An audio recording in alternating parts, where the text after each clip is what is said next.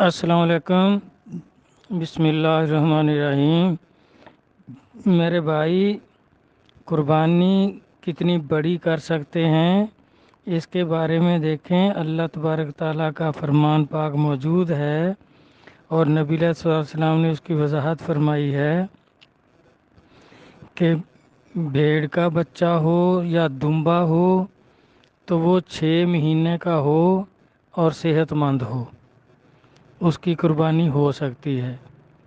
اور بکرا ہو تو وہ 1 سال کا ہو یا صحت مند ہو، سال جیسا لگے، کہ جو سال والے بکرے ہیں ان میں کھڑا اگر وہ ان جیسا لگتا ہے تو اس کی قربانی ہو سکتی ہے، جائز ہے۔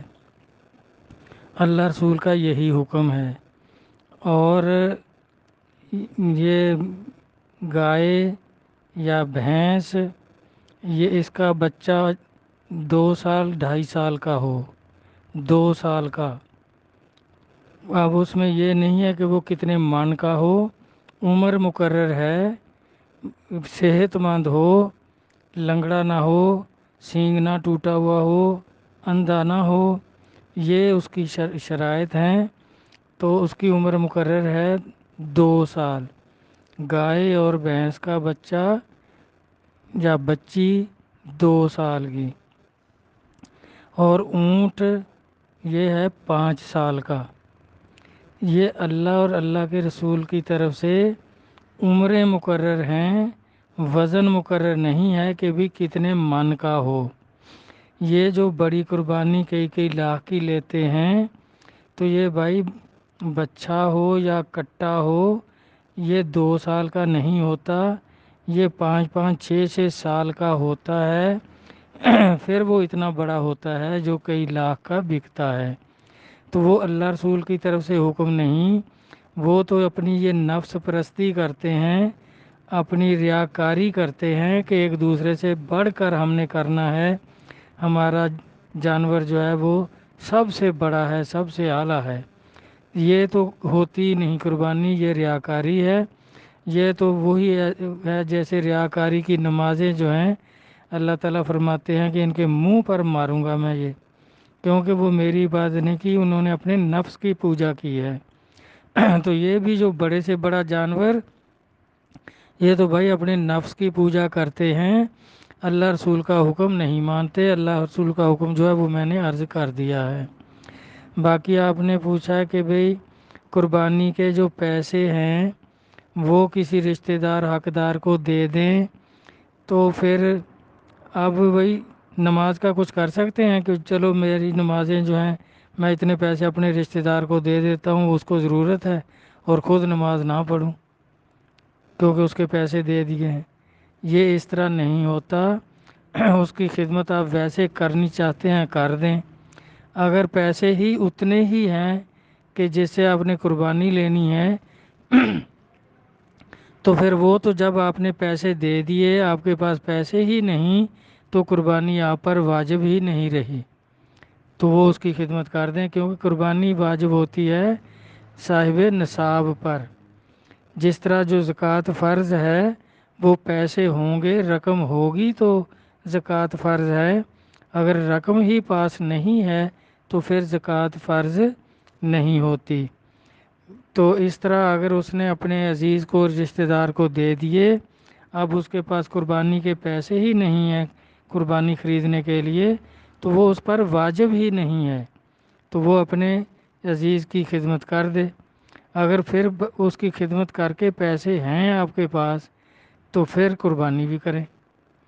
اسی طرح یہ جتنی یہ جو مولویوں نے کہا کہ جی مسجد کا کام کروا دیں، قرضہ لے لیں اور پھر قرضہ اتار لینا، تو قرضہ اتارنے تک وہ زندہ نہ رہا تو پھر مولوی کا باپ اس کا حساب دے گا۔ اور بزرگان دین نے فرمایا ہے کہ بھئی قرضہ بالکل نہ کرو، بھوکے مر جاؤ، قرضہ نہ کرو، کیونکہ قرضئی کے جنازے میں حضور نبی کریم صلی اللہ علیہ وآلہ وسلم روحانی طور پر حاضر نہیں ہوتے۔ جس کا قرضہ نہ ہو اس کے جنازے میں اگر وہ مومن ہے، مسلمان ہے، عقیدہ صحیح ہے تو اس کے جنازے میں سرکار روحانی طور پر حاضر ہوتے ہیں۔ اور قربانی کر دو قرضہ لے کر، جب اس کے پاس پیسے نہیں ہیں تو قربانی اس پر واجب ہی نہیں ہے، تو کیا گوشت کھانے کے لیے کرنا ہے؟ اگر یہ مولویوں کا کوئی کام بھی سیدھا ہوتا یا یہ کوئی بھی صحیح جانتے ہوتے تو نبی علیہ الصلوۃ والسلام اتنا بڑا فیصلہ کیوں سنا جاتے کہ میری امت کے 72 فرقے ہوں گے، سارے ہی دوزخی ہوں گے۔ یہ اسی لیے دوزخی ہیں کہ یہ دین کو بگاڑتے ہیں، ان کے عقائد صحیح نہیں ہیں، یہ سب حرامی کام کرتے ہیں، اور اعمال کردار تو ان کا ویسے ہی نہیں، اور یہ پھر اس طرح کی جو ہے کہ بس اس کی مسجد میں خرچہ کر دو، قرضہ لے کر کر دو۔ بھئی بابا فرید گنج شکر قدس اللہ سے عزیز فرماتے ہیں کہ قرضہ لے کر کچھ بھی کرنے سے بہتر ہے بھوکے مر جاؤ۔ اللہ نے کہاں حکم دیا ہے کہ قرضہ اٹھاؤ؟ اللہ تو صبر کی تلقین کرتے ہیں کہ اگر آپ کے پاس نہیں ہے یا کم ہیں، پیسے کم ہیں تو صبر کرو۔ یہ کہیں نہیں فرمایا کہ قرضہ کر لو۔ قرض حسنہ جو ہے وہ دینے کا حکم ہے، لینے کا حکم نہیں ہے کہ آپ کے پاس ابھی آج آپ پیسے کسی سے مانگ لیں، قرضہ مانگ لیں کہ بھئی کڑھائی گوشت کو جی چاہتا ہے تو چلو کڑھائی منگوا کر کھا لیں، کوئی بات نہیں، قرضہ اتار دیں گے۔ اس طرح یہ حکم نہیں ہے۔ پھر مسجد میں کام کروانا ہے آپ کے اوپر فرض ہی نہیں ہے جب آپ کے پاس پیسے نہیں ہیں۔ تو اللہ تعالیٰ دیکھیں، میرے پاس بھی نا ایک ایسے آ گیا، ٹھگ سمجھیں یا فقیر سمجھیں، تو وہ آتے ہی کہنے لگا جی، اب وہ ان کے پوائنٹ ہوتے ہیں نا کہ اس طرح اگلے کو چے دلاتے ہیں کہ جی دیکھیں غریب ہی غریب کی مدد کرتا ہے، جو امیر ہیں وہ نہیں کرتے کچھ بھی خدمت غریب کی۔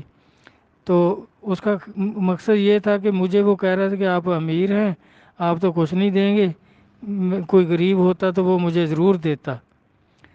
میں نے کہا اچھا بھائی، جو امیر ہے اس کو کس نے دیا یہ مال و دولت؟ اس کو کس نے دیا؟ کہتا ہے جی اللہ نے۔ اور جو غریب ہے جس کے پاس نہیں ہے اس کو کس نے نہیں دیا؟ کہتا جی اللہ نے۔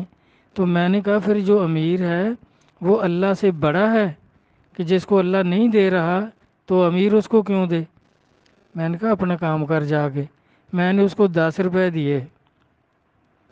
میں نے کہا اگر یہ تو اس طرح کی بات نہ کرتا، اپنے آپ میں بہت عقل مند نہ بنتا تو میں نے 100 روپیہ دینا تھا۔ اب چونکہ تیرے اندر ابلیس بیٹھا ہے تو ایسی غلط باتیں کرتا ہے، تو اب میں نے آپ کو 10 روپے دینے ہیں، جاؤ اپنا کام کرو۔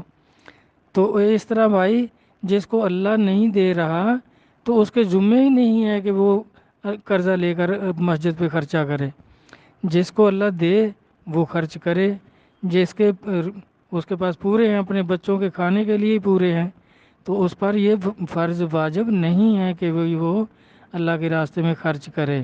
اگر اللہ نے خرچ کرانے ہوں گے تو دے بھی دے گا، اس کے پاس ہوں تو قرضہ اٹھا کر تو بالکل کوئی قطعاً حکم نہیں ہے ایسا کرنے کا۔ میرا خیال ہے آپ کے سارے سوال ہو گئے ہیں، اگر کوئی رہ گیا ہو تو پھر دوبارہ ارشاد فرمانا، پھر عرض کر دوں گا۔ والسلام، اللہ حافظ۔